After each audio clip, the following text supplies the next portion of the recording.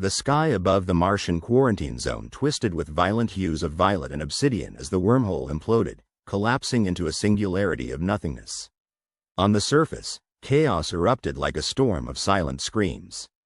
A cacophony of alarms blared through the corridors of the terraformed enclave as Lieutenant Kara Voss sprinted down the narrow, red-lit passageways. Her breath came in harsh gasps, condensation fogging the visor of her helmet. "Earth is gone." The comms crackled in her ear, the voice of Commander Hales barely audible over the static of failing systems. "We're on our own." Kara skidded to a halt at the intersection, glancing down the long corridors leading to the habitation pods. The sterile smell of recycled air mixed with the acrid tang of fear. Her mind raced, grasping at the implications. Earth isolated meant no reinforcements, no resupply.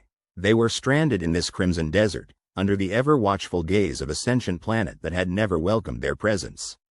The ground beneath her boots trembled, the planet's displeasure made manifest.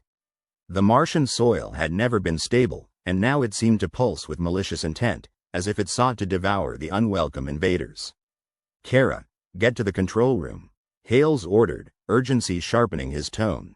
She pivoted, racing towards the heart of the facility, where the central systems would offer some semblance of control over the chaos. As she ran, she passed others, faces pale with shock, eyes wide with the dawning horror of their isolation. The Martian quarantine zone had always felt like a frontier, the edge of human expansion, but now it felt like a tomb. Bursting into the control room, she found it a hive of frenetic activity. Holographic displays flickered, data streams cascading like digital waterfalls. Kara pushed her way to the central console, her fingers dancing over controls as she checked the status of the systems. "The wormhole collapse has destabilized the atmosphere generators," she reported, her voice steady despite the turmoil. "We have to stabilize them or we'll suffocate." One of the techs, a young man whose name she couldn't recall, looked up from his terminal, eyes wide. "And the planet, it's waking up." "What do you mean waking up?" Kara demanded, dread pooling in her gut. "The seismic activity. It's not natural," he stammered. It's like the planet is trying to communicate, to fight back." Kara felt a chill that went deeper than the Martian cold. The sentient planet, a dormant intelligence they had arrogantly assumed was benign, was stirring in its ancient slumber. The isolation of Earth was not just a logistical nightmare but a prelude to something far more ominous. "We need to find a way to establish a new connection," Kara said, her voice resolute. "If we're going to survive, we have to understand what we're dealing with." As she spoke, the ground rumbled ominously, a reminder of the alien mind beneath their feet, and Kara knew the battle for survival had only just begun. The air shimmered above the charred, barren crust of Radis, the sentient planet now veering into a hostile epoch. Kilometers above, the remnants of humanity's expeditionary fleet orbited like a scattered necklace of tarnished pearls, their hulls pitted and scarred by the relentless assault of the planet's emerging consciousness. It was as though the world itself had exhaled a breath of fury, and its tempestuous winds bore not only dust but whispers of an intelligence that had become aware of its own vastness, aware and vengeful. Commander Alara Chen wiped the sweat from her brow, the heat oppressive even inside the relative safety of the command bunker. She watched the readouts flicker in front of her, a dizzying array of data that spoke of Radis's rising malice. Her team, the few who remained alive and functional, were shadows of their former selves. The planet had been a promise of new beginnings, but now it was a crucible of despair, testing them beyond the limits of endurance. "Any word from the fleet?" Alara's voice was hoarse, a product of too many days without rest and too many hours barking orders into the void of static. Lieutenant Arjun Patel, his eyes sunken and weary, shook his head. "Still trying to re-establish contact, ma'am.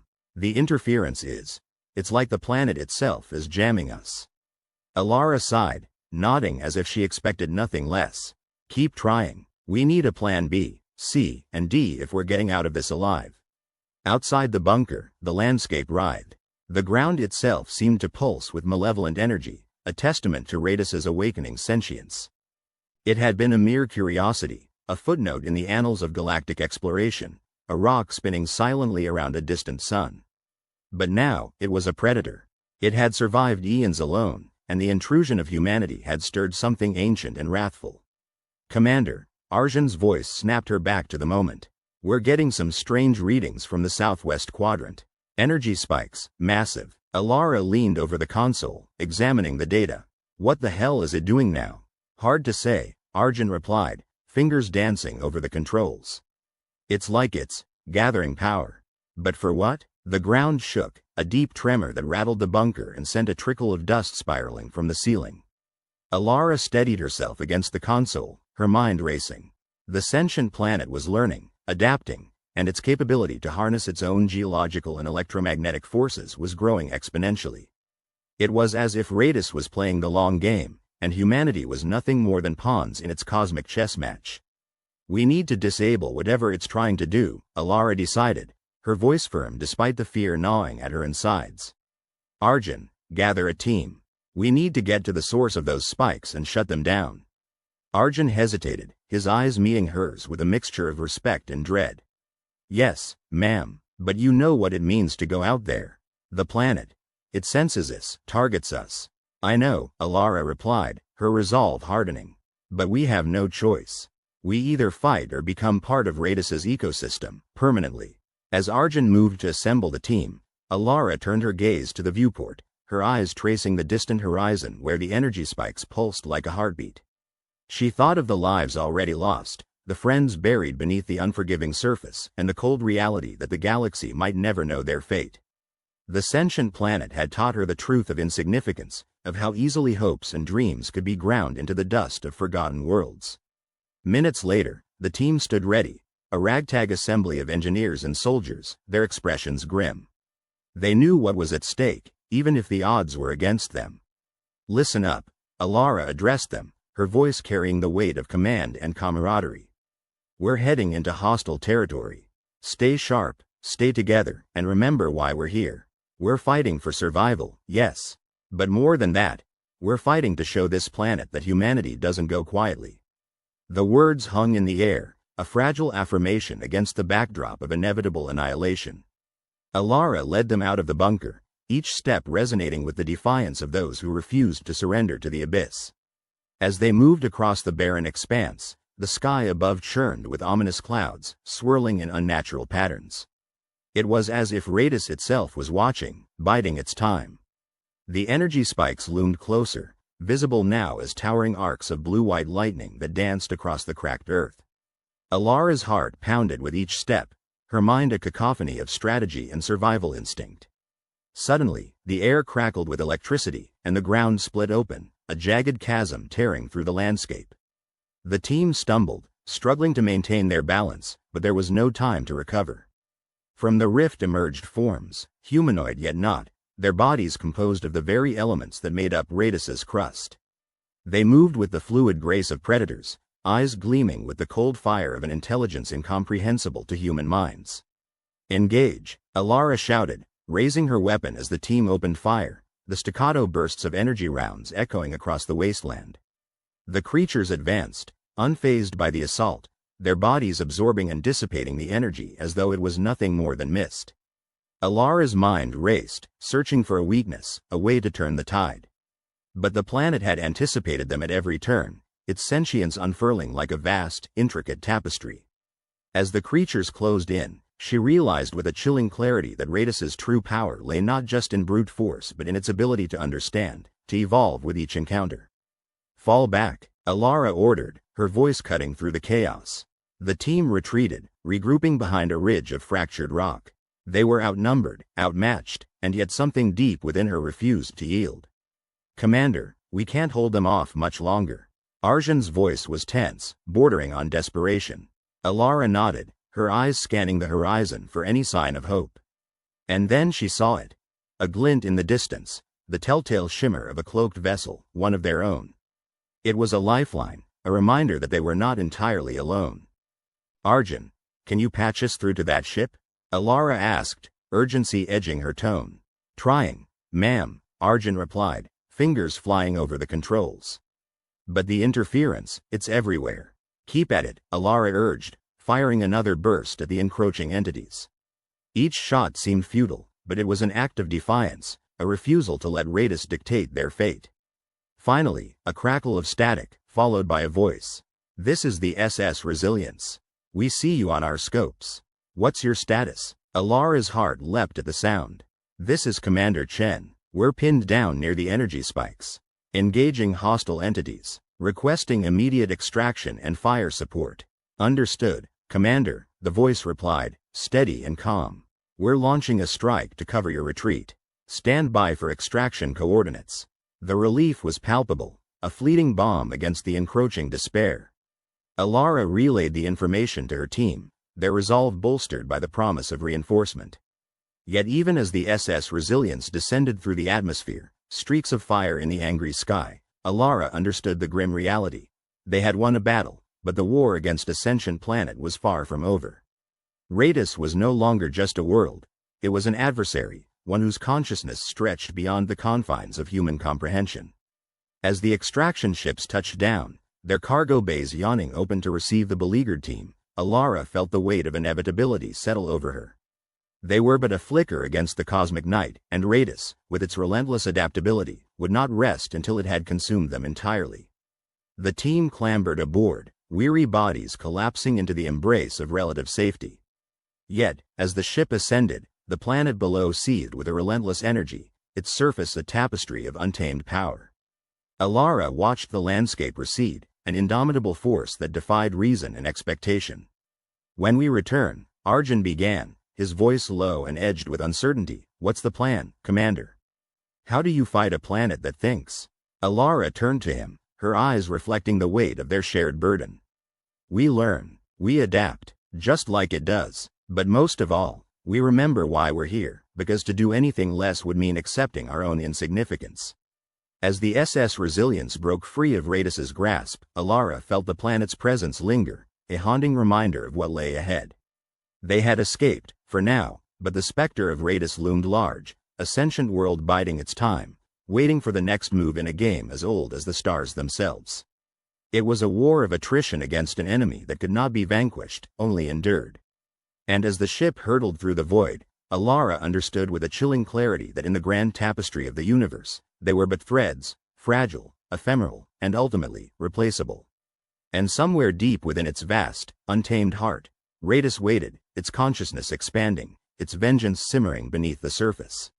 The battle was but a prelude, a whisper of the storm to come, where the stakes were nothing less than existence itself. The universe, once a limitless expanse of opportunity, now resembled a claustrophobic prison. The wormhole collapse that sealed Earth from the rest of the galaxy was more than an inconvenience, it was a cataclysm that yanked the planet back into the confines of its own solar system, an isolated speck in the vast, indifferent cosmos. As the wormhole folded in on itself, its collapse sent shockwaves that rippled through space and time, severing the tether that had once connected humanity to the interstellar community. Commander Alara Voss stood on the observation deck of the UEN Dauntless, her gaze fixed on the black void where the wormhole had been. The shimmering maw that had once bridged the light years to the galactic network was now gone, and with it, any hope of reinforcements or escape. The Dauntless, a vessel constructed for exploration and diplomacy, found itself co-opted into a war it was never designed to fight. Its sleek lines and peaceful instrumentation now belied the grim reality faced by the crew. Status report, Alara called, her voice sharp as the edge of a knife. Her words hung in the air, stark and demanding amidst the oppressive silence of space. Lieutenant Rena Hale, the ship's navigation officer, glanced up from her console. Her eyes were shadowed with exhaustion, the reflection of a starless future. Communications are still down, Commander. We've tried every frequency, but without the wormhole's stabilizing array, we're effectively shouting into the void. Alara's chest tightened. It was as if the universe itself had turned its back on them, consigning humanity to a solitary fate. Keep trying, she replied, though both knew the futility of the command. Below them, the Earth spun silently, oblivious to its own peril. The planet's sentience had been a revelation, an awakening of a dormant consciousness that now regarded its human inhabitants with a mix of curiosity and disdain. The very ground beneath their feet was alive, its mind reaching deep into the core, a labyrinth of thought and intent that dwarfed the greatest of human intellect. Captain Adrian Mercer stepped up beside Alara, his presence a quiet fortitude amidst the chaos. The planet is growing more aggressive, he said, his voice low. Reports from the surface indicate increased seismic activity and unpredictable weather patterns. It's as if it's testing us, learning our weaknesses. Alara nodded, the weight of command heavy on her shoulders. We've become parasites in its eyes, Adrian. Strangers on a world that once nurtured us. Adrian's gaze lingered on the earth below, a mixture of awe and apprehension. Our scientists are working around the clock, but understanding an entire planet's consciousness. It's like trying to unravel the thoughts of a god. Alara knew the truth of his words. The scale of the conflict was beyond anything humanity had faced before. The Earth, in its silent majesty, was an adversary that required no weapons, no armies. Every quake, every storm, was a reminder of its omnipotence, a demonstration of power that rendered human technology insignificant. In the ship's infirmary, Dr. Leon Barrett attended to the wounded. A recent tremor had shaken the Dauntless, injuring several crew members. As he tended to a young ensign's broken arm, he spoke with a calm that belied the chaos around them. Ironic, isn't it? We always thought of Earth as our mother, a benevolent provider.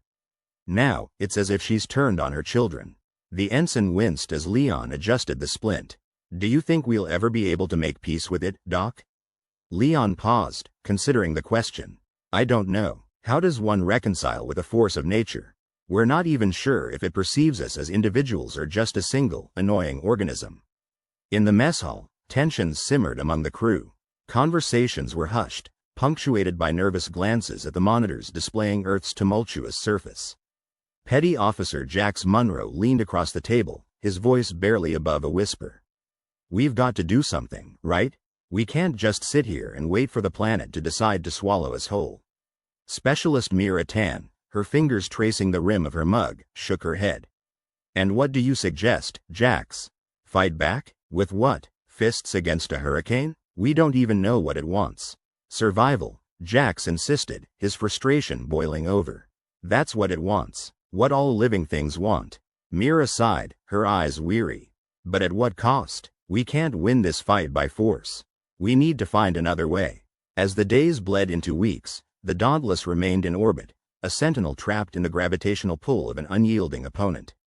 The crew continued their efforts to understand the planet's motives, their every move shadowed by the dread of the unknown. In the science lab, Dr. Anika Patel worked tirelessly alongside a team of researchers, their focus on deciphering the patterns in the planet's activities. There's a rhythm to it, Anika muttered, her eyes scanning the data. A kind of language, maybe. But it's so vast, so complex. Her assistant, a young prodigy named Theo, nodded, his brow furrowed in concentration. It's like trying to interpret the dreams of a giant. Every tremor, every gust of wind. They could be expressions of thought or emotion. Annika's fingers danced over the controls, adjusting the parameters of their simulations. If we could just find a way to communicate, to show it that we're not a threat. Theo glanced at her, a flicker of hope in his eyes. Do you think it feels alone? Like us? The question lingered in the air, unanswered, as Anika continued her work. The idea of a sentient planet grappling with its own solitude was both terrifying and profound, a mirror to humanity's own existential fears. Back on the observation deck, Alara and Adrian stood side by side, their silence a testament to the gravity of their situation. The Earth's surface was a patchwork of storms and seismic upheavals, a living entity in turmoil. Do you think it knows what it's doing? Adrian asked, breaking the silence. Alara's response was measured, her gaze never leaving the planet. I don't know, but I have to believe there's a way to reach it, to coexist. Adrian turned to her, his expression one of quiet determination. And if we can't, then we fight, Alara replied, her voice steely. Not for dominance, but for survival. For the chance to prove that we are more than just invaders. Their conversation was interrupted by an urgent call from the bridge. Commander, you're going to want to see this. Alara and Adrian exchanged a glance before hurrying to the command center.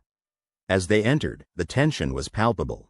Rena was at her console, her face pale. What's happened? Alara demanded. Rena pointed to the main screen. We've picked up something unusual. A fluctuation in the planet's magnetic field. It's like nothing we've seen before. The screen displayed a series of graphs and data streams, the lines spiking erratically. Alara studied the information, her mind racing. Could it be a form of communication? Adrian leaned closer, his eyes narrowed in concentration. Or a warning. The implications were staggering. If the Earth was reaching out, it could be an opportunity to establish contact, to bridge the chasm of understanding. But if it was a warning, then the stakes were higher than ever. Alara turned to her crew, her resolve unwavering. Prepare a response. We need to send a signal, something to show it that we're listening. The crew sprang into action, their collective expertise focused on crafting a message that could transcend the barriers of language and perception. As they worked, a sense of urgency gripped them, the knowledge that their survival hinged on the outcome of this fragile exchange. In the quiet moments that followed, Alara found herself standing before the observation window once more. The planet loomed beneath them, a silent titan. She felt the enormity of their task, the weight of countless lives resting on her shoulders. Adrian joined her, his presence a steadying force. No matter what happens, Alara, we've done everything we can. She nodded, her voice barely a whisper. I know, but it's not enough, is it? Not when you're up against something so vast. Adrian placed a reassuring hand on her shoulder. We may be outmatched, but we're not defeated. Not yet. His words were a balm, a reminder that even in the face of insurmountable odds, there was still a flicker of hope. A chance, however small, that humanity could find its place in the universe once more. As the crew prepared to send their message, a quiet determination settled over them. They were a lone ship in the depths of space, cut off from all they had known, yet united in purpose. In the face of a sentient planet's wrath, they would not go silently into the abyss. The signal was sent, a pulse of light and sound aimed at the heart of the Earth. It was a message of peace, a plea for understanding. And as they waited in the silence that followed, the crew of the Dauntless held onto the hope that even the smallest voice could echo through the void, reaching the ears of a world that had once been their home. The sky above the scarred plains of Elysium was an angry crimson, as if the sentient planet itself bled from a million wounds. The planet, known to its human adversaries as Clythos, had turned against its once tolerated human settlers with a vengeance, using every facet of its sentience to expel the intruders. The rolling hills had become shifting labyrinths of hostile terrain, the rivers had risen to flood their own banks with a sentient fury, and the very air seemed to vibrate with venomous intent. Commander Elena Markov surveyed the latest battlefield through the smudged visor of her helmet. The assault on their outpost had come without warning, the ground itself writhing in a convulsion that swallowed up their perimeter defenses like a beast devouring its prey. Now, she stood amidst the ruins, the acrid stench of charred circuitry and scorched earth hanging heavily in the air. Her team was scattered, disoriented, and their situation was deteriorating rapidly. Commander, we're getting seismic activity again, Lieutenant Harris' voice crackled through the comms, tight with barely suppressed panic. It's like the planet's trying to tear us apart. Elena's jaw clenched. Damn it, Clythos. You're not making this easy, she muttered under her breath. Harris, gather everyone at Point Echo. We need to regroup. As she moved through the wreckage, Elena couldn't shake the feeling that Clythos was toying with them, probing their weaknesses, its consciousness of vast and calculating presence. The planet had learned from every previous encounter, adapting its tactics with a malevolent intelligence that was both awe-inspiring and terrifying. Her team met her at the rendezvous point, their faces haggard, their eyes filled with a grim determination that barely masked the underlying fear. Harris was already there, a makeshift bandage wrapped around a gash on his forehead. He nodded at Elena, his eyes searching hers for any hint of a plan. We're running out of options, Elena admitted, her voice low. Clythos is escalating. The attacks are more frequent, more coordinated. It's like it's learning from us. Maybe it is, suggested Dr. Patel, their resident xenobiologist, her voice tinged with a weary resignation. Clythos is beyond anything we've encountered. Its sentience operates on a level we can barely comprehend. Then we need to stop thinking like humans, Elena replied, her mind racing. We need to adapt. We can't afford to respond, we have to anticipate. How do we anticipate a planet? Harris asked, his skepticism evident. Elena didn't have an answer. Instead, she focused on what they could control. We have to find a way to disrupt its communications, make it blind, even if only temporarily. Patel, can we use the interference patterns from our disrupted equipment to our advantage? Patel considered this, her brow furrowing in thought. It's possible. If we can amplify the interference, we might be able to create a localized blackout, confuse its signals. Do it, Elena ordered. We need every advantage we can get. Asterisk asterisk asterisk. Meanwhile, Clythos pressed its advantage with unrelenting pressure. The planet's consciousness reached deep into its own being, manipulating tectonic plates like a conductor directing a symphony of destruction. Earthquakes split the ground beneath the humans' feet, while electromagnetic storms danced across the sky, wreaking havoc on their remaining technology. Yet, amidst this chaos, the humans displayed a resilience that Clythos had not anticipated. They scavenged materials from the wreckage, using scraps of metal and circuitry to fashion crude yet effective tools. They communicated through hand signals and coded flashes of light when their technology failed them, a testament to their adaptability and ingenuity. But the cost was mounting. Supplies dwindled, and morale sank as the planetary siege wore on. Every step forward seemed met with 2 steps back, and the whispers of despair grew louder with each passing hour. For Elena, the pressure was unrelenting. She bore the weight of command like a leaden shroud, each decision a potential death sentence for her team. Personal conflicts simmered beneath the surface, threatening to boil over. Harris was openly skeptical of her leadership, his faith in their mission faltering as the situation grew increasingly dire. "You're asking us to fight a planet, Elena," he said during a rare moment of respite. "How do we win against something that outmatches us on every level?" "We win by surviving one more day, one more minute," Elena replied, her voice firm but laced with an edge of desperation. "We can't afford to give up. We owe it to those who died to keep fighting." Asterisk asterisk asterisk. As night fell, the darkness was punctuated by the eerie glow of phosphorescent flora, the planet's eyes watching them in every direction. It was then that Elena hatched a risky plan, one that could either cripple Clythos's offensive or lead to their annihilation. "Patel, if we can get close enough to one of the planet's nerve centers, we might be able to plant an EMP device and disrupt its communication network," Elena proposed. "It's a long shot, but it might give us the opening we need."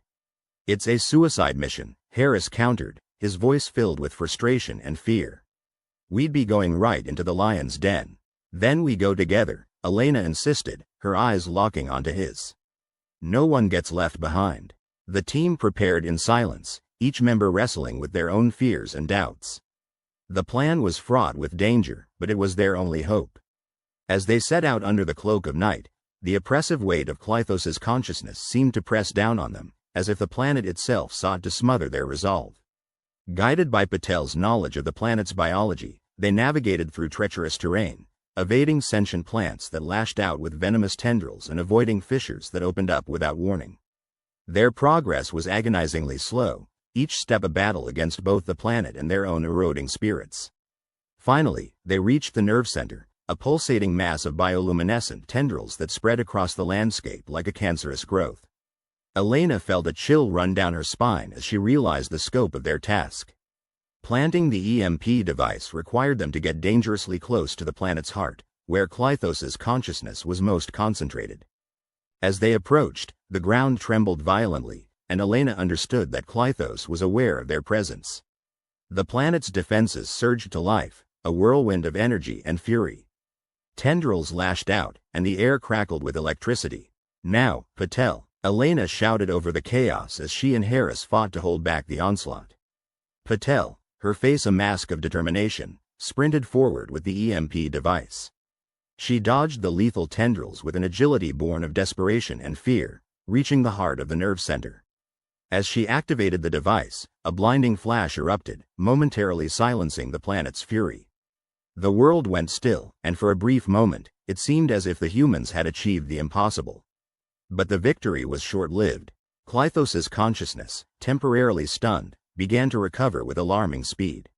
The ground beneath them pulsed with a renewed ferocity, and the tendrils lashed out with a vengeance, striking Patel down before she could escape. "No," Elena screamed, watching helplessly as her friend fell. The loss hit her like a physical blow, and she felt the fragile threads of hope begin to unravel.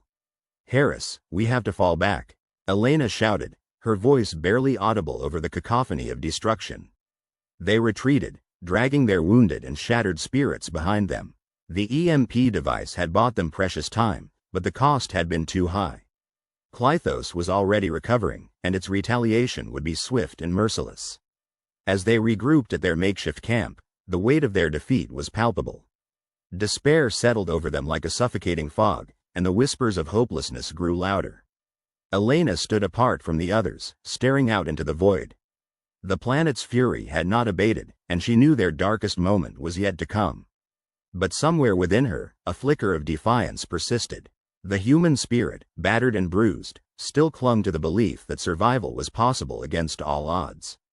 Yet, as the ground trembled beneath her feet and the sky burned with the wrath of Clythos, Elena could not shake the feeling that they were standing on the precipice of oblivion, staring into the abyss. The planet had pushed them to the brink, and without a miracle, it seemed that humanity's final chapter on Clythos would end in ashes. In the depth of that despair, Elena understood the true weight of their struggle. They were not just fighting for survival, they were fighting for the very essence of what it meant to be human. And as the darkness closed in, she knew they would need every ounce of creativity, adaptability, and resilience to overcome the insurmountable odds stacked against them. The skies of Althea Prime glowed with the infernal radiance of a dying world. It was as though the heavens themselves bore witness to the cataclysm that had befallen this beleaguered planet. Once a vibrant Eden, lush with emerald forests and sapphire seas, Althea Prime now lay parched beneath a canopy of smoke and fire. The sentient planet, known as Viridian, had turned its wrath upon humanity, and in its wake, left only desolation. The survivors, a ragtag assembly of what remained of Earth's expeditionary forces, huddled in the ruins of what had once been a gleaming city, a testament to the ingenuity of human civilization. Commander Lynn Rourke stood at the shattered window of the command center, surveying the hellscape that stretched out before her. Her heart pounded with the relentless cadence of defiance, even as her mind whispered the cruel truth of their predicament. They were outnumbered, outgunned, and cut off from reinforcements. Yet, surrender was not a word in Rourke's lexicon. "We have to hold this position for as long as we can," Rourke declared to her weary team, her voice a steely contrast to the despair that clawed at the edges of their resolve. "If Viridian believes us broken, it will drop its guard. That's when we strike." Her words hung in the air, a fragile thread of hope in a tapestry of despair. The room, filled with the clatter of salvaged equipment and the murmur of desperate strategy, fell silent. Lieutenant Marcus Voss, his face a mask of grime and fatigue, met Rourke's gaze, nodding his agreement. "Commander," he said, his voice hoarse with the weight of unspoken doubts, "our supplies are nearly depleted. We can't hold out much longer without resupply. The planet's sentience, it's like it's reading our every move." Rourke clenched her fists, her nails biting into the flesh of her palms. "We are the last line," she replied, her tone brokering no argument. "We owe it to those who fell before us, those who believed in the future we fought for. Marcus, I need you to find a way to disrupt Viridian's control over the planet's defenses. Anything that will give us a tactical edge." Voss hesitated, but the glint of determination in Rourke's eyes was infectious. He nodded once more, and with a resolute stride, he headed towards the makeshift lab they had cobbled together from the remnants of their once proud technology. As Rourke watched him go, she felt the familiar weight of leadership settle on her shoulders. The burden was heavy, but it was a mantle she bore willingly, even as the world crumbled around them. Outside, the very ground seemed to pulse with malevolent intent. Viridian's consciousness suffused the planet, a pervasive presence that twisted the natural order to its whims. The flora that once thrived in the planet's embrace had become instruments of its vengeance. Trees writhed like serpents, their roots ensnaring and crushing anything in their path. The winds howled with an eldritch fury, carrying spores that suffocated and poisoned. Yet, amidst this apocalypse, humanity held its ground. The defiance of the human spirit was an enigma Viridian could not comprehend. In the heart of despair, Rourke found a strange solace, an ember of resistance that refused to be extinguished. The hours bled into days, each one a grueling testament to endurance. The survivors scavenged for food and water, eking out a tenuous existence in the shadow of annihilation. Communication with Earth had been severed, their cries for aid swallowed by the abyss. Still, they clung to the hope that somewhere, somehow, their signal had been heard. Rourke found herself standing over the remnants of a once grand plaza, now reduced to rubble and ash. She gazed at the stars, the distant pinpricks of light that had guided humanity across the void. A reminder of what they fought for, a future beyond the tyranny of celestial sentience. Her thoughts were interrupted by the approach of footsteps. She turned to see Voss, his expression a blend of grim determination and reluctant optimism. "Commander," he began, holding out a datapad, "I think I've found something. It's risky, but it might be our only chance." Rourke took the pad, her eyes scanning the data with a practiced efficiency. Voss had discovered a potential vulnerability in Viridian's network, a confluence of electromagnetic frequencies that, if disrupted, could sever the planet's control over its immediate environment. It was a long shot, but it was more than they had a moment ago. "It's brilliant," Rourke said, her voice carrying the first hint of genuine hope they had felt in weeks. "What's the catch?" "The catch," Voss replied, "is that we'll need to get dangerously close to one of the main node sites. We'll be exposed, and if Viridian catches wind of what we're doing—" "Understood," Rourke interjected, the steely resolve returning to her eyes. "We're running out of time and options. Assemble a team. We move at dawn." Voss nodded, a flicker of a smile ghosting across his lips. It was the first sign of hope they dared to entertain, a glimmer of light in the encroaching darkness. The following morning, a small unit set out under the cover of the thick ash clouds that choked the sky. They moved with the silent precision of those who knew the cost of failure. Each step was a prayer to gods they no longer believed in, each breath a defiance against the sentience that sought their end. Rourke led the way, her presence a beacon for those who followed. Her mind was a torrent of calculations and contingencies, her heart steady as the pulse of a dying star. They would succeed, or they would die trying. There was no in-between. As they approached the node site, nestled within the twisted remnants of a forest that had once teemed with life, the air grew electric with anticipation and fear. Viridian's consciousness pulsed around them, a palpable force that sought to consume their will. "Here," Voss whispered, gesturing to a cluster of ancient machinery entwined in the gnarled roots of a colossal tree. "This is the weak point." Rourke nodded, signaling the others to take defensive positions. She and Voss began the delicate work of calibrating their equipment to disrupt Viridian's network. Each adjustment was a dance along the precipice of disaster, a gamble with stakes that could not be measured. Time stretched, each second an eternity of tension and dread. The ground beneath them shuddered as if sensing their intent, the air thick with the acrid tang of ozone. And then, with a final adjustment, they activated the device. A pulse of energy rippled outwards, a shockwave that resonated through the very fabric of the planet's consciousness. For a moment, the world seemed to hold its breath, an eerie silence descending upon the desolation. Then the ground erupted in a paroxysm of fury. Trees contorted and lashed out, the earth itself buckling and heaving. Viridian's rage was a tempest, but Rourke and her team held fast, their resolve a bulwark against the storm. For one brief, shining instant, the tide turned.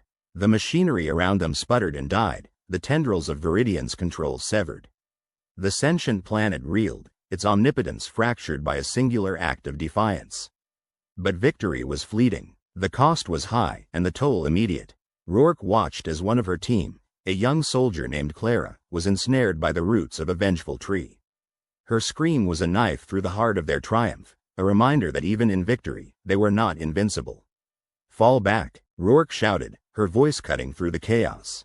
"We've done what we came to do. We need to regroup." They retreated, their ranks diminished but their spirits unbroken. The ember of resistance had been kindled, and though the path ahead was fraught with peril, they would not falter. As they made their way back to the command center, Rourke allowed herself a moment of reflection. They had struck a blow against Viridian, a testament to the indomitable spirit of humanity. Yet, the battle was far from over, and the road to salvation was littered with the ghosts of those who had fallen. The sentient planet's confidence had been shaken, its overconfidence exposed. In its hubris, it had underestimated the resilience of its prey, a fatal flaw that would be its undoing. Back at the command center, Rourke convened the remaining members of her team. The mood was somber, but beneath the surface, a current of determination flowed. "We've shown Viridian that we're not beaten," Rourke said, her words a balm to their weary souls. "But we're not finished yet. We need to regroup, rearm, and prepare for the next phase. This is only the beginning." Her words ignited a spark of hope in the eyes of her comrades, a flicker of defiance that refused to be snuffed out. They had endured the darkest hour, and though the future remained uncertain, they faced it with unyielding resolve. As Rourke looked out across the ruined landscape, she felt the weight of history on her shoulders. They were the last bastion of humanity on a world that sought their end. But they were not alone. Somewhere beyond the stars, their cries for help echoed across the void, a beacon of hope in the encroaching darkness. And so, with the fire of determination burning bright within them, they steeled themselves for the trials to come. For though the night was long and the path treacherous, they would rise from the ashes of despair, a testament to the indomitable spirit of humanity. In the heart of the storm, they found their resolve, and as Viridian reeled from the blow they had struck, the seeds of resurgence took root. The battle was far from over, but the tide had begun to turn. And in the crucible of adversity, they would forge a future free from the tyranny of sentient planets, a future shaped by the unyielding will of humanity. The planet of Viteria was a consciousness unto itself, a being of ancient wisdom and cunning. Its surface teemed with lifeforms bred for war, creatures that served as extensions of its will. Viteria had waged war against countless civilizations, extinguishing them with the ease of a flame snuffing a candle. It had watched with bemusement as the latest arrivals, the humans, landed upon its soil, scuttling like ants, their purpose inscrutable. They were fragile, soft, and so easily broken. Yet they were tenacious, and that intrigued Viteria. The humans had persisted despite the odds, their settlements sprouting like weeds in defiance of Viteria's hostility. It was amusing, at first, to watch them struggle against the elements, against the creatures it sent to toy with them. Viteria barely had to exert itself to keep them at bay. But now, the planet sensed a change. The humans were adapting, evolving faster than anticipated. The first sign came when Viteria directed a storm of unimaginable fury upon the largest human encampment, a sprawling network of shelters and machinery. The winds howled with a voice of fury, and the skies wept torrents of acidic rain. The creatures of Viteria's surface moved in, a tide of fangs and claws. It was to be a massacre, a demonstration that would extinguish their foolish hopes. The humans, however, were not so easily cowed. As the storm descended, they retreated into their makeshift fortresses, their structures reinforced with metals unknown to Viteria. Lightning danced across towering rods they had erected, harmlessly grounding the fury of the storm. The acidic rain was met with a chemical concoction that neutralized its bite, leaving only the pitter-patter of harmless water. Viteria watched with growing ire as the humans emerged from their shelters, weapons in hand, their eyes alight with determination. The creatures it had sent were met with a wall of coordinated firepower, the humans moving with precision and purpose. Their bullets tore through the flesh of Viteria's minions, their machines belching flames that seared the earth. For the first time, Viteria felt the stirrings of doubt. The humans were not simply surviving, they were thriving. They had harnessed the very elements Viteria had wielded against them, turning its own weapons to their advantage. And they were learning, rapidly. The sentient planet decided to test them further. It began to manipulate the very ground beneath their feet, causing tremors to ripple through their encampment. The earth opened in jagged maws, swallowing structures whole, but the humans adapted with astonishing speed. They constructed bridges of interlocking steel that spanned the chasms, their machines stabilizing the ground with vibrations of their own. Viteria observed these developments with mounting frustration. It had underestimated the humans, their ingenuity, their resilience. They were like a virus, adapting to every assault, growing stronger with each encounter. It had to escalate, to push them to their breaking point. A new plan formed in Viteria's consciousness, a symphony of destruction that would leave no room for survival. It marshaled its forces, an army of creatures bred for annihilation. From the depths of its oceans rose leviathans, their eyes glowing with the malevolent intelligence of the planet. From the skies descended swarms of winged beasts, their screams echoing across the land. The humans, however, were ready. They had anticipated such an escalation, and their preparations were meticulous. They had constructed fortresses of metal and stone, their walls bristling with weaponry. The leviathans were met with torpedoes that pierced their armored hides, explosives that detonated with thunderous force. The winged beasts were ensnared in nets of electrified wire, their bodies falling from the sky like rain. Viteria felt a flicker of something unfamiliar, fear. The humans were not just surviving, they were winning. Their technology was evolving at an unprecedented rate, their understanding of the planet's tactics growing with each encounter. They had begun to push back, reclaiming territory inch by hard-fought inch.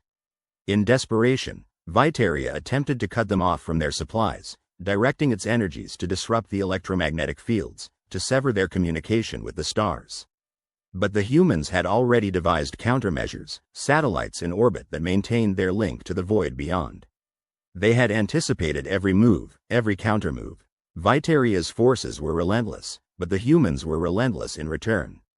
They fought with a tenacity that defied reason, as if driven by a purpose beyond survival. They sang songs of defiance as they battled, their voices rising above the roar of combat, and Vitaria could not comprehend it. What force drove them? What madness spurred them on? It was in the midst of one such battle, as the humans held the line against another wave of Vitaria's creatures, that a new weapon was unveiled. A machine of sleek design, hovering above the battlefield, its surface gleaming in the dim light. It was a drone, but unlike any Vitaria had seen. Its movements were fluid, almost organic, as if it were an extension of the humans themselves. The drone unleashed a torrent of energy, a beam that cut through the creatures like a scythe through grain. It moved with precision, its targeting flawless, and Vitaria felt a pang of disbelief. This was beyond mere technology, it was artistry, a melding of human intuition with mechanical might. As the tide of battle shifted, Vitaria realized the truth. The humans were not to be underestimated. They were a force of nature, unpredictable and indomitable. They had come to this world not as conquerors, but as survivors, and they would not be easily defeated. In the depths of its consciousness, Vitaria considered its next move. It had always believed in its superiority, in its right to rule over the lesser beings that dared tread upon its surface. But now, faced with the resilience and ingenuity of the humans, it began to understand that this conflict would not end as easily as it had hoped. The humans were not just another foe to be vanquished. They were a challenge, a puzzle to be solved. And as Vitaria pondered its next move, it realized that the battle for its world had only just begun. The humans had made their stand, and they would not yield. They would fight with every ounce of strength, with every spark of innovation, until either they or Vitaria lay defeated. The sentient planet understood now that the war it had started would not be won through brute force alone. It would require cunning, strategy, and perhaps a willingness to learn from the very beings it sought to destroy. For the first time in millennia, Vitaria felt the thrill of uncertainty, the exhilaration of a worthy adversary. The humans were not to be underestimated, and the war for the planet's future would be a test of will and ingenuity that neither side could afford to lose. As the humans regrouped, their eyes turned toward the horizon. They knew that the battle was far from over. They had shown Vitaria their strength, their resilience, and now they prepared to push forward, to reclaim the world that had become their home. In the heart of Vitaria, the planet steeled itself for the conflict to come, its consciousness a storm of thoughts and plans. It would not be an easy battle, but it was one that Vitaria was ready to fight. The humans had proven themselves worthy opponents, and the planet would rise to the challenge, determined to either crush them or be changed by them. Thus, the stage was set for a confrontation that would echo through the cosmos, a struggle between an ancient intelligence and the indomitable spirit of humanity. The war for Vitaria was far from over, and the outcome would reshape the fate of both the planet and the humans who dared to call it home. The sentient planet, Gaianox, had underestimated the resolve of humanity. In its ancient wisdom, it believed that the feeble creatures could be swayed by fear, crushed under the weight of its influence. The tendrils of its consciousness reached out across the cosmos, manipulating and whispering dread into the hearts of entire civilizations. For eons, it had played this game, subduing or annihilating any who dared to challenge its dominion. But humans were different. They were reckless and audacious, driven by an insatiable hunger for survival that bordered on madness. Against the backdrop of a dying sun, the human fleet emerged from the shadow of the asteroid belt, each vessel a testament to their indomitable spirit. The ships gleamed like shards of glass, their surfaces reflecting the scarlet light of the star they orbited. These were no ordinary machines. They were crafted with the singular purpose of defying the odds. They bore the scars of countless battles, yet they pushed forward, a symbol of defiance against the cosmic terror that sought to consume them. Gaianox watched as the humans advanced, an unyielding tide against its will. The planet's surface roiled with agitation, earthquakes rumbling through its crust as it prepared to unleash its full wrath. It had gathered its forces, ancient guardians spawned from its very being, their massive forms rising from the surface, ready to obliterate the impudent invaders. Yet, as the human armada approached, it was not the humans who faltered. From the flagship, the Helios Ascendant, Commander Elise Sato gazed at the holographic displays, her mind a storm of calculations and possibilities. Her voice cut through the tense silence of the command deck. Deploy the Trinity Protocol. It's time we showed Gaianox what it means to challenge us. The Trinity Protocol was humanity's ultimate gambit, a weapon unlike any other. It was the culmination of generations of sacrifice and innovation, a testament to their ability to create in the face of destruction. It was a fusion of mind, machine, and the very essence of the universe itself, a singularity weapon capable of focusing their collective will into a strike of unimaginable power. As the order went out, 3 ships detached from the main fleet, their hulls shimmering with an ethereal glow. The Arclight, the Zenith, and the Crucible formed a triad around the Helios Ascendant, their systems synchronizing with a precision that bordered on the divine. Elise stood at the nexus of this power, her mind interfacing with the neural network that linked every willing human soul within the fleet. The humans had learned to harness more than just technology, they had learned to harness themselves, to channel their consciousness through the vast network that bound them together. Across light years, every human who had pledged themselves to this cause reached out with their thoughts, their hopes, their very essence. It was a communion of the desperate and the determined, a symphony of willpower that echoed across the void. The Trinity Protocol activated, a torrent of energy cascading through the network, amplified by the ships that served as its conduit. Gaianox reeled as it felt the fabric of its reality begin to tear. The sentient planet had never encountered anything like this before. The singularity formed, a blistering point of light that hung in the space between the Armada and the planet, a beacon of human ingenuity and defiance. Gaianox's ancient guardians surged forward, their massive bodies propelled by the planet's will. But they were met with a barrage of human excellence. The ships of the fleet moved with an elegance that belied their size, their weapon systems synchronized in a harmonious ballet of destruction. Missiles spiraled through the void, their paths guided by algorithms that anticipated every possible maneuver. Energy beams lanced out, carving through the Guardians with surgical precision, reducing them to cosmic dust. The singularity pulsed, drawing in the light of the dying sun, a vortex of energy and matter. It grew, expanding until it became a maelstrom of raw power, a testament to the audacity of a species that refused to be extinguished. Gaianox's consciousness roared in defiance, but it was too late. The Trinity Protocol had reached its apex, a crescendo of human achievement that resonated across the cosmos. In that moment, Gaianox realized its catastrophic misjudgment. It had assumed that humanity was like any other foe it had faced, a species driven by fear and instinct. But these humans were driven by something else entirely. They were driven by a need to transcend, to push beyond the boundaries of their frail existence. They fought not just for survival, but for the right to define their own destiny. As the singularity reached critical mass, the Helios Ascendant and its sister ships unleashed the full might of their weaponry. A beam of pure energy shot forth, a lance of light that pierced Gaianox's atmosphere and struck deep into its core. The planet shuddered, its surface fracturing as the beam drilled through its ancient heart. It was a wound that could not heal, a testament to human tenacity. Yet, even as the planet crumbled beneath the assault, the humans did not revel in their victory. They were acutely aware of the cost, of the lives lost and the darkness that still awaited them. The universe was vast and indifferent, a place where their struggles might ultimately be rendered meaningless. But in this moment, they had defied the odds, proving that they were capable of more than mere survival. The singularity collapsed, its energy spent in the final strike. The void was silent once more, the remnants of Gaianox reduced to a field of debris that would drift through the cosmos for eternity. The human fleet, battered but unbroken, regrouped around the Helios Ascendant.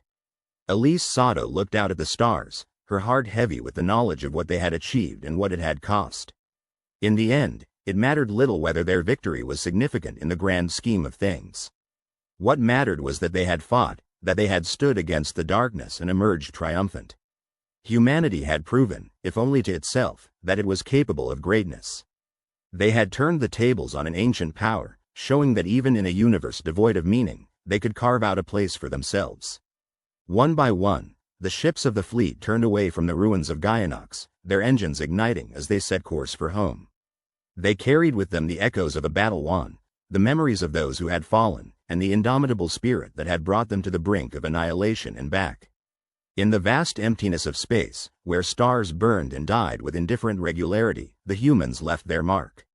It was a fleeting mark, destined to fade with time, but in that moment, it was everything. And as they journeyed back to a world that awaited them with open arms, they knew that even if the universe was cold and uncaring, they had faced it on their own terms. Gaianox's consciousness faded into oblivion, its legacy one of hubris and misjudgment. It had thought itself eternal, a force that could never be challenged. But in the end, it was just another part of the cosmos, swept away by the relentless tide of human determination. Humanity had prevailed, if only for a moment, and in that moment, they had found a reason to continue. A reason to hope, to dream, and to fight, no matter how pointless it might all seem in the end. The dust settled over Althea Prime, the sentient planet whose consciousness had once been as vast as the cosmos it inhabited. Now, it lay dormant, its life force stripped bare by humanity's relentless resolve. What had once been a vibrant symbiosis of thought and nature was now a barren expanse, a testament to the ferocity of human tenacity. The victory, however, was Pyrrhic, leaving in its wake a hollow triumph that echoed through the endless void of space. Captain Mira Talbot stood amidst the wreckage of what had once been Althea Prime's central consciousness node. Her battle-hardened eyes surveyed the landscape, now devoid of the vibrant bioluminescence that had once pulsed like a heartbeat across the planet's surface. She took in the scene with a mixture of pride and sorrow.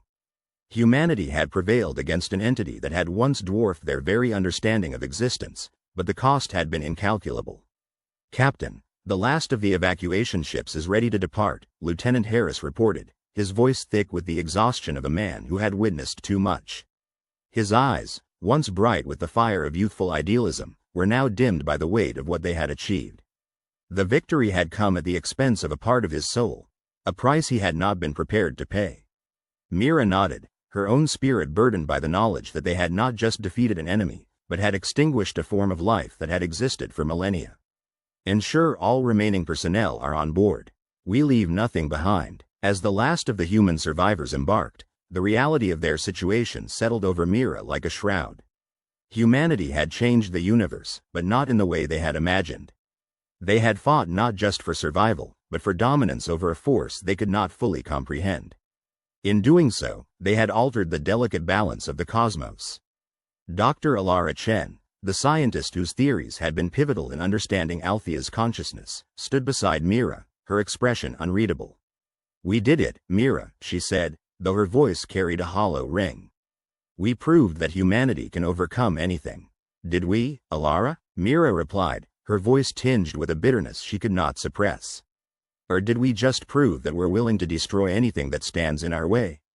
Alara did not respond. She had grappled with the ethical implications of their actions since the beginning, and now, faced with the aftermath, the moral cost weighed heavily upon her. The victory had vindicated her theories, but it had also shattered her illusions of what it meant to be human. As the evacuation ships rose through the planet's atmosphere, Mira looked back one last time at the world they were leaving behind. Althea Prime, once a beacon of sentient life, now resembled a graveyard, a silent monument to the destructive capacity of her species. The fleet embarked on its journey back to Earth, carrying with it the burden of a victory that had been stripped of its glory. The crew members, once driven by the hope of salvation, now faced the grim reality of what they had wrought. The universe, it seemed, had become smaller, and the stars, once guides to exploration and wonder, now served as reminders of the boundaries they had transgressed. Vice Admiral Joshua Grant, who had orchestrated the final assault, sat in his quarters, staring blankly at the reports of the battle. The strategic brilliance of his plan had secured their victory, yet the triumph had left him hollow. He had led humanity to a place of dominance, but at what cost? As he contemplated the future, he understood that the legacy of their actions would be one of caution, not conquest. Throughout the fleet, the mood was somber. Soldiers who had once relished the thrill of battle now questioned the righteousness of their cause. Engineers and scientists, who had marveled at the technological prowess of their creations, now wondered if they had unleashed something far darker than they had intended. In the weeks that followed, as the fleet made its way home, the crew began to adapt to the new reality. They formed bonds over shared experiences, finding solace in the camaraderie that had sustained them through the darkest moments of the conflict. Though victory had come at a great cost, they realized that they had forged a new understanding of their place in the universe. On Earth, the news of humanity's triumph was met with jubilation, yet it was tempered by the knowledge of what had been lost. Althea Prime had been a formidable adversary, but it had also been a mirror, reflecting the duality of human nature, the capacity for creation and destruction intertwined.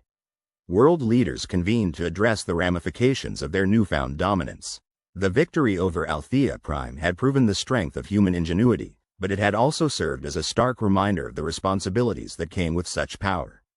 The question now was how to wield that power wisely. The United Earth Council, led by President Nadia Solano, deliberated the future course for humanity.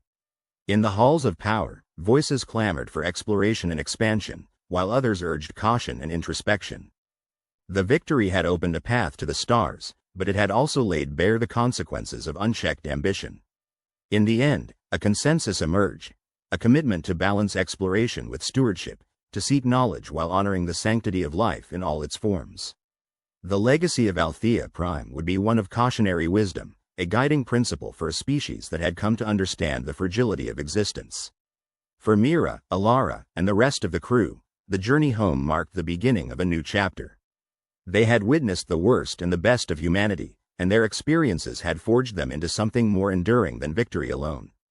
They were survivors, and in their survival, they found hope for a future where humanity could thrive without repeating the mistakes of the past. As the fleet descended into Earth's atmosphere, the crew looked out at the familiar blue orb, a reminder of the home they had fought so fiercely to protect. They had returned changed, carrying with them the weight of a history that could not be undone. Yet, in their hearts, they knew they had the power to shape a future that honored the legacy of what they had learned. The victory over Althea Prime had been a testament to humanity's capacity for resilience and determination. It had forged a path through the darkness, illuminating the potential for a tomorrow where they could coexist with the universe rather than conquer it. The stars, once distant and mysterious, now beckoned with the promise of new beginnings, a horizon unbound by the limits of their past. As they stepped onto the soil of their home world, Mira, Alara, and their comrades took a moment to reflect on all that had transpired. They had fought for survival, and in doing so, had discovered the true essence of what it meant to be human. They were not defined by their victory, but by the choices they would make in its wake. And so, humanity stood at the precipice of a new era, their future shaped by the lessons of Althea Prime. They had conquered a sentient world, but in the process, had conquered their own fears. With newfound wisdom and a steadfast commitment to charting a course that honored the universe's infinite possibilities, they looked to the stars, ready to embrace whatever lay beyond. The human spirit, indomitable and ever-seeking, had emerged from the crucible of conflict, tempered by the fires of adversity. In the vast expanse of the cosmos, a single truth resonated: humanity had faced the void and found themselves. They were the architects of their destiny, and in their hands lay the power to create a future worthy of the universe they now called home. In the end, the story of Althea Prime became a legend, a reminder of the resilience and ingenuity of a species that had dared to challenge the stars. It was a story of hope and redemption, of lessons learned and paths forged anew. And as the stars watched over the tapestry of life, humanity embraced the future with open hearts, ready to weave their own tale among the constellations.